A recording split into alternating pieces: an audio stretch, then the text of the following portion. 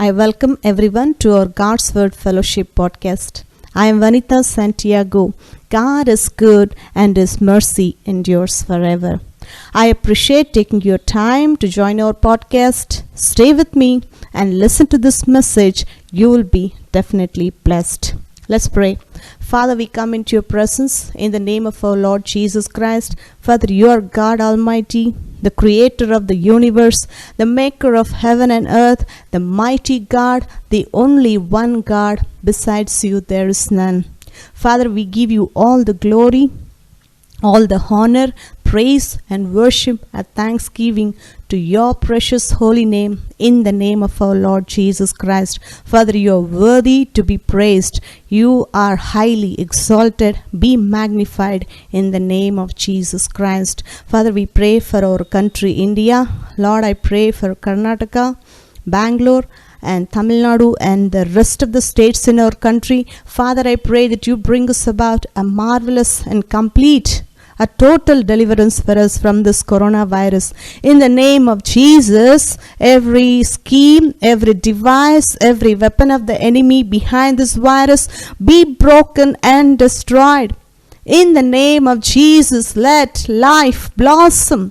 In the name of Jesus, let life mightily prevail. There is victory in the name of Jesus. There is breakthrough in the name of Jesus Christ. Father, we thank you for giving us complete freedom, a complete peace atmosphere in our country, India. Father, I also pray that this virus will not mutate into another form and hurt our people. In the name of Jesus, you restore our land. You bring health and cure in our land. Father, I also pray that there should not be any third wave or any fourth wave. Father, I pray that everything, whatever is opened, will continue to function and there should not be any more lockdowns here in our country, India. Father, we thank you so much for blessing our land. Father, I also pray that you strengthen the economy of our country. Father, I pray that you bless our country in every financial area, Father. Thank you so much for blessing our country. Father, even as we are going to meditate on your word, Lord, I pray that you speak to us through your Holy Spirit. Give us word in due season, which will equip us and strengthen us in your will, in your word and plan for our life. Thank you so much for speaking to all of us. In the name of our Lord Jesus Christ, I pray. Amen. We have been studying on the series called Choose Faith Over Doubt. Let's read our text. Matthew chapter 14 verse 28 onwards. And Peter answered him and said, Lord, if it be thou, bid me come unto thee on the water. And he said, Come. And when Peter was come down out of the ship, he walked on the water to go to Jesus. But when he saw the wind boisterous, he was afraid. And beginning to sink, he cried, saying, Lord, save me. And immediately Jesus stretched forth his hand and caught him, and said unto him, O thou of little faith, wherefore didst thou doubt? Even in our life, in our Christian journey, many people are drowning halfway through before they reach their destiny. They are not able to reach their God-ordained destiny. It's because they are doubting God's promises. If when Jesus said to Peter, come, he could have made it based on that word, come. He had faith in God's word, but halfway through he doubted God's word, and that doubt made him sink. When you doubt, you just lost the blessings. You just began to sink. So I encourage you, God's children, that you choose faith over doubt so that you can reach God-ordained destiny in your life. We've been looking at many examples. Today we will look at some other example from the Old Testament. Let's go to Numbers chapter 13 verse 1 and 2 and 3.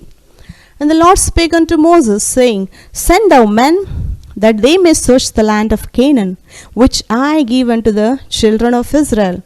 Of every tribe of their fathers shall you send a man. everyone a ruler among them. And Moses, by the commandment of the Lord, sent them from the wilderness of Paran. All those men were heads of the children of Israel.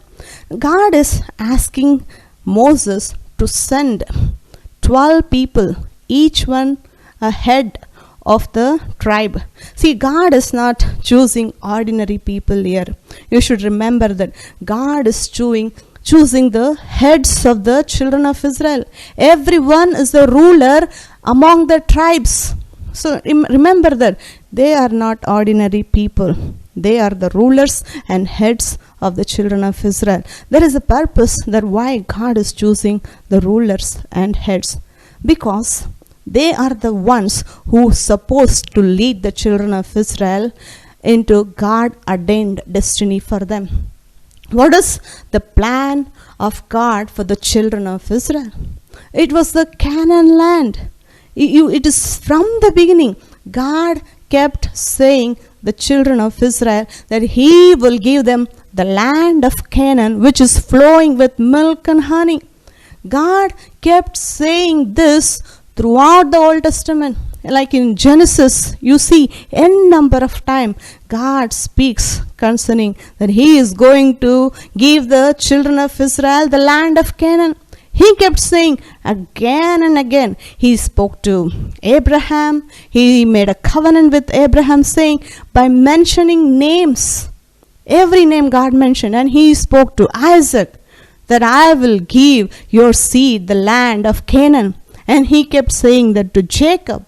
And again, Joseph knew that God is going to visit His people. When children of Israel were struggling under the bondage, under Egypt, they were slaves.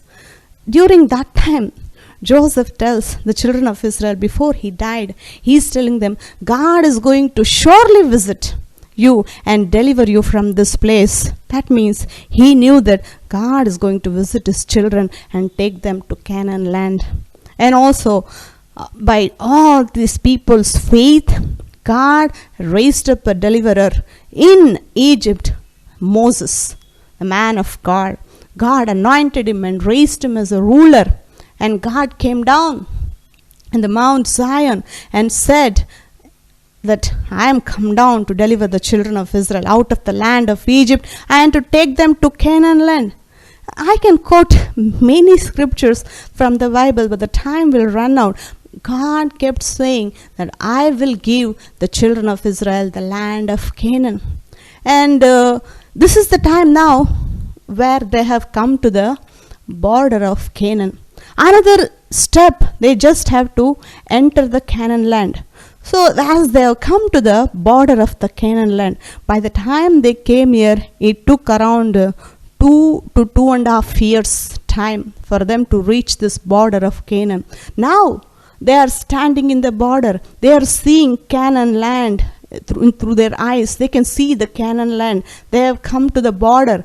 And God is telling, I'm going to give this land. Now send 12 people, each one who is head among the children of Israel to spy the land.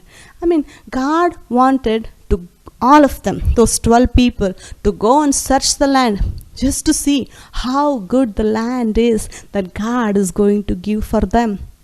And these people, they obeyed the commandment of God here and they went to search the land. And when they went to search the land, they went and lived in that land for 40 days and 40 nights. Remember, they lived in that land for 40 days. They enjoyed the blessings of the land for 40 days.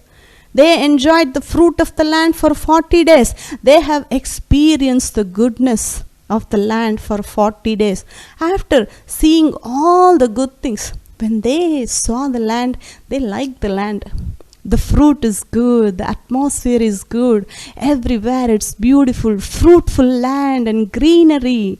It's like flowing with milk and honey. They experienced that blessings for 40 days.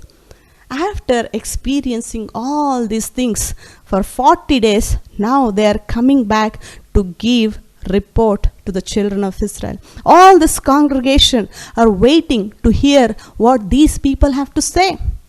It's like this. They're eagerly waiting what these people are going to say. When they're waiting for some good news, look at what these people are doing here. Let's continue. 13:25 of Numbers, same. And they returned from searching of the land after 40 days. They went and came to Moses and to Aaron and to all the congregation of the children of Israel unto the wilderness of Paran to Kadesh, and brought back word unto them and unto all the congregation, and showed them the fruit of the land, and told them, and said, We came into the land whither thou sent us, and surely it flows with milk and honey, and this is the fruit of it. Till this time there is no problem.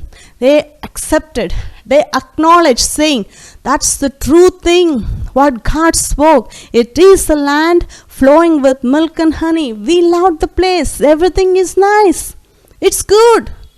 Then it says, verse 28, nevertheless. But if you read in other translation, it says, but when you bring this but and nevertheless, these type of conjunctions between what God has said and what these people have in their mind, it's a big problem. This but, whenever God has promised you something, don't add but, nevertheless, this is the problem. Now they are telling what's the problem in the land. The land is good, but there is something else which is bothering them to inherit the land. That's what they are trying to explain, the natural situation there. Let's read what it has to say. Verse 28. Nevertheless, the people be strong that dwell in the land, and the cities are walled and very great. And moreover, we saw the children of Anak there. See, they went and saw everything, and now they are saying, what's the problem? They are saying, we are not able to inherit the land. We saw there great walls, the huge walls. We saw some strong people there. We saw some giants, the children of Anak, who are great. Actually, giants are people who are great in stature and very heavily built and tall people. Similarly, when God has promised you some good things in your life, many people are saying like this, oh, our boss is strong.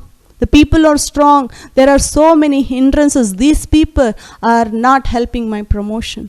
These people are stopping my promotion. These people are the problem. If these people are not there in my office, then nobody can stop my promotion. Similar to that, many people are speaking even in our life concerning what God has promised. Remember, God's children, if God has promised something to you, that means He fully intends to fulfill that promise in your life. But only the thing, we should not give place for doubt in our mind. Because when you doubt, that's when you will go down. That's when you are losing blessings. Faith is a powerful thing which will push you forward. Against, no matter who your adversary is, no matter who is coming against you, when you have faith, when what God can do for you, you will subdue everybody who is rising against you. See, the children of Israel, they are explaining the natural hindrances. If you go back and read, and let's continue to read the same thing. Verse 29. The Amalekites dwell in the land of the south, and the Hittites, and the Jebusites, and the Amorites dwell in the mountains, and the Canaanites dwell by the sea, and by the coast of Jordan. I was thinking that that region name is mentioned here, that nation name like Amalekites, Hittites, Jebusites, Amorites, Canaanites. These are the very names that God promised to Abraham and Moses and Isaac and Jacob, the very names that God has mentioned to them. All this land I will give to my children, to the children of Israel. You go back and read exactly, it's there in, what is that? Let's go to Exodus chapter 3 verse 8. Let's go there.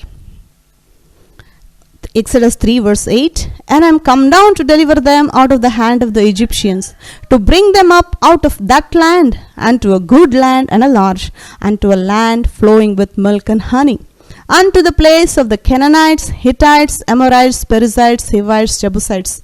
Can you see the names here? The very names that God has mentioned, I am going to give that land to the children of Israel. Here the children of Israel taking the same names of the land which God said that He is going to give them. They are saying, those people are there. We cannot inherit that land. You should read some more scriptures here. Verse 31. But the men that went up with them said, we are not able to go up against the people, for they are stronger than we. These 10 spies, actually 12 people went to search the land. Out of the 10 people, only Joshua and Caleb, they spake just like what God spoke. They had the different spirit. They thought like how God thought. But these 10 spies, who are the rulers and heads of the congregation, these people are saying that we went up and saw, we are not able to go against the people, for they are stronger than we. God is telling, go, I will give the land. And these people are saying, no, we cannot go. We are not able to go. That's the problem.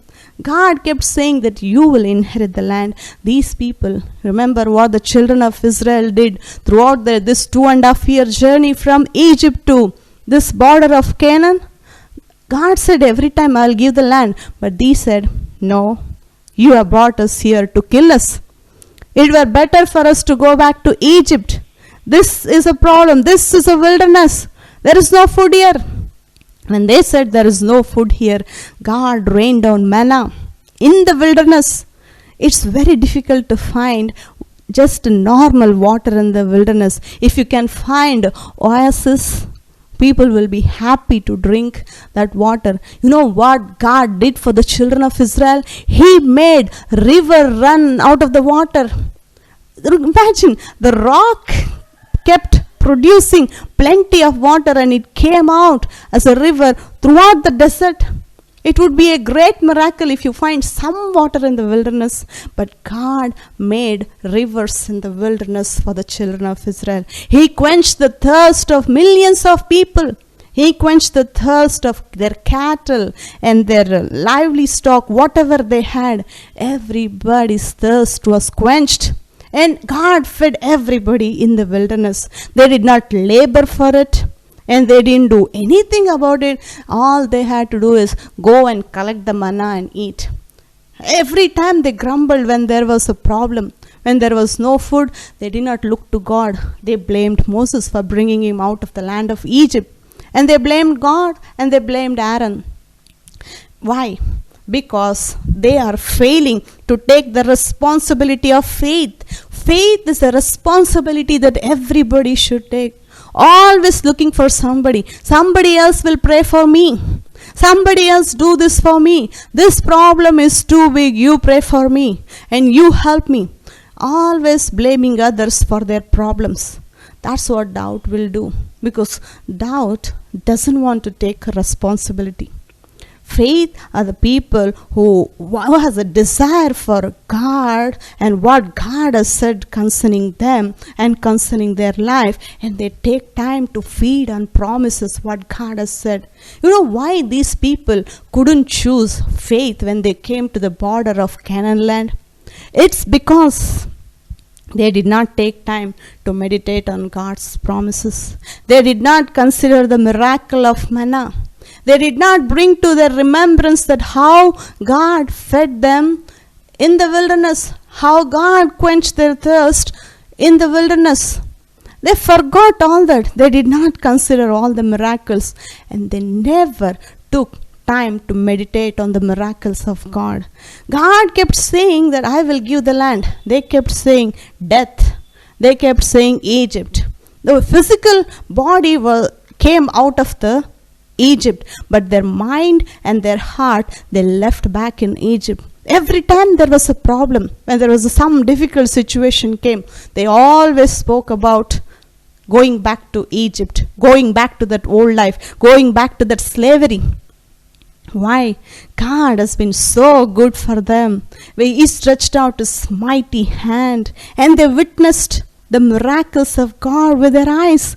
Their eyes saw how God destroyed their enemies completely. Pharaoh and his army, all his chariots and horsemen, all of them, all their enemies, they drowned in the Red Sea. Literally they saw with their eyes their enemies were being killed and destroyed. But they did not consider all that. All that was in their mind is their present situation, their present problem. They always magnified their problems. They always magnified and make problems look bigger than God. This is what they are saying here. They are stronger than we. We are not able to go and conquer them. My question is that, did Pharaoh willingly send the children of Israel out of Egypt by himself? If God had not intervened in the life of the children of Israel by stretching out his mighty hand and doing signs and miracles, wonder, they would have been stinking and died in the same place generation after generation. They would not have come out of Egypt. Pharaoh will not let them go. It's the miracles of God. It's the hand of God brought them out. These children of Israel should have considered what God did for them in Egypt in bringing them home. How he fought for them, how he stood with them, how he fought against Pharaoh in order to deliver the children of Israel out of Egypt. They should have remembered how God fought for them. But they did not consider all these things, and they never took time to meditate on the promises of God. They always kept giving excuses. They always kept blaming others and complaining and bitterness, and they magnified problems instead of magnifying God's promises. That's what will happen in your life. As a result, because they spoke like this, that we be not able, they did not choose faith in God's word. If they had said that God had delivered us out of Egypt, and he will also deliver us from these Canaanites who are already dwelling there. If they had said like that, they would have inherited that land, and those opposition and those people, the stronger people, the walls, God would have taken care of all that for them. But they did not have faith in God that God will do for them. They looked at themselves, what they can do. See, that's why we should not look at what we can do, what we can think, and what is our ability, and how much money we are earning every month, what is in our pocket, and who is going to give in the natural. If you consider all these things, that means you are doubting God, because based on your natural circumstances, how the world is going today, we are not going to prosper much. But when you consider what God has promised you in your life, and what God is going to do for you, you will choose faith. But faith is not going to happen automatically. The reason children of Israel couldn't choose faith, it's because they fed their mind with doubt and unbelief, problems, complaint and bitterness. That's why it's very important that you read your Bible every day. Feed on the promises of God every day. Feed your mouth with the word of God. Feed your heart with the word of God. Keep the promises of God before your eyes every day. Take time to meditate on them. As a result, slowly, gradually, you will come to the place of choosing faith over doubt. There will be circumstances we cannot do anything about it, but we can do something about your doubt by putting that down, by choosing faith. Thank you so much for listening to this message. God bless you. Jesus Christ is coming soon.